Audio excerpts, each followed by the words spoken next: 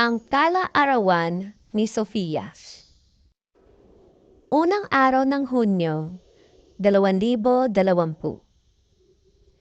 Nagising ako sa lakas na tila pumutok na bomba.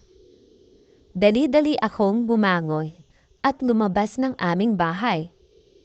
Nagkukumpulan sa kalsada ang aking pamilya at mga kapitbahay. Hindi pala bomba ang pumutok, kundi isang sasakyan na nilalamon ng apoy. May mga fire truck at police car na naroon. May mga pulis na nagsasaway sa mga taong gustong lumapit. May mga kalalakihan mula sa aming barangay na tumulong sa pag-apula ng apoy sa pamamagitan ng pag-igib ng tubig mula sa poso malapit sa kalsada. Ang iba ay pinauwi ng mga pulis dahil delikado daw ito. Umuwi na rin kami sa aming bahay. Nag-aalala ako sa maaaring maging dulot ng sunog sa paligid. Maitim ang kusok at amoy gasolina ito. Paano na lang ang mga bata at matatandang may sakit na nakakaamoy nito? Maaari itong maging sanhi ng sakit, lalo na sa may mga hika. Ipinagdasal ko na sana ay maapula na ito at mawala na rin ang amoy na nanggagaling dito. Ikapitong araw ng Hunyo, 2020. Tumulong ako sa mama ko sa paghanda ng altar para sa virtual na pagsimba. Inayos namin ang aming sala. Naglagay kami ng Biblia at bulaklak sa mesa sa harap ng telebisyon. Nagbihis din kami ng pansimbang damit. Pagsapit ng 9 ng umaga ay nagsimula na ang worship service. Kumanta muna kami kasabay ng aming mga churchmates ng praise and worship songs. Napakaganda ng mensahe ng aming pastor. Tinalakay niya dito ang pagkakaisa ng pamilya sa panahon ng problema. May mga aral siya na ibinahagi tungkol sa pagkakaisa, lalo na sa panahon na lahat tayo ay kumakaharap ng problema sa COVID-19. Pinayuhan niya ang bawat pamilya na manatiling maniwala at makinig sa mga salita ng Diyos dahil siya lamang ang makakasalba sa atin. Nanatili ito sa aking isipan hanggang sa aking pagtulog. Hunyo 2020.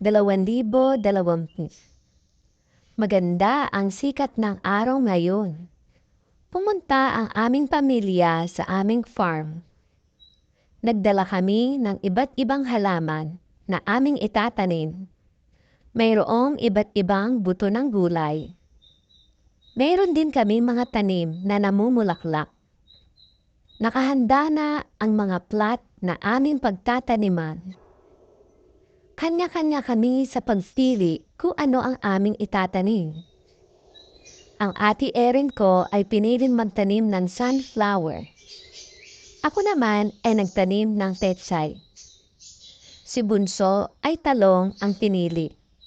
Samantalang sina Mama at Papa ay ampalaya at mani.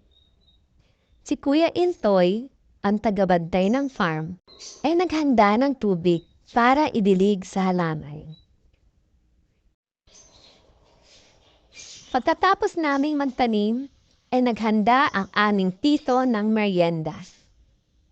Mayroong biko, pansit at buko juice. Masaya kaming nagsalo-salo sa aming cottage. Panay ang pagpapatawa ni Papa sa amin. Ikinuwento niya ang kanyang buhay habang lumalaki siya dito sa farm. Madalas daw ay napapalo siya ni na lolo at lola dahil mahilig siyang umakyat sa puno ng mangga at lansones. Minsan daw, pababa niya, nag-aabang na ang lola na may pamalong nakahanda. Tatalon daw siya kaagad at tatakbo ng mabilis para hindi mapalo.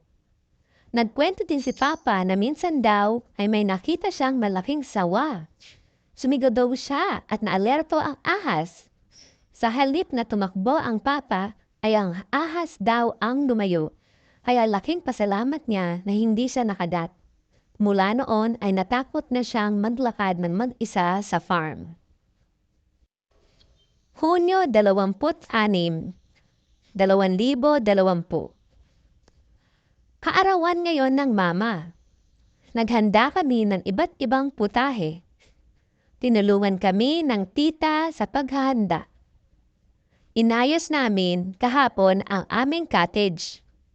Naglagay kami ng mga lobo, pabitin, at malaking happy birthday na kulay dilaw. Si Papa naman ay nagpagawa sa kanyang kumare ng birthday cake. Pinalagyan pa niya ito ng pera sa loob. Pinagbihis namin si Mama ng kulay pulang damit. Nagsimulang magdatingan ang aming mga tito at tita kasama ang aming mga pinsan. Nagdasal muna kami at nag-alay ng aming mga mensahe para kay Mama. Nakita kong lumuha si Mama habang nagsasalita ang Papa at kaming magkakapatid. Alam kong luha iyon ng saya. Nagpasalamat si Mama sa aming ginawang paghahanda. Inawitan namin siya ng mga kanta ng pagpapasalamat. Oras na ng kainan. Pinuri nila ang aming inihandang pagkain. Nasiyahan din sila sa aming dekorasyon. Pagkatapos kumain, nagkaroon ng parlor games para sa aming magpipinsan. Meron din para sa aming mga tito at tita. Enjoy na enjoy ang lahat. Bago magsiuwi ang aming mga bisita, namigay kami ng mga souvenir. Talagang pinaghandaan namin ang espesyal na araw ni Mama. Nagpasalamat sa amin si Mama. Talagang kay saya namin lahat sa araw na iyon.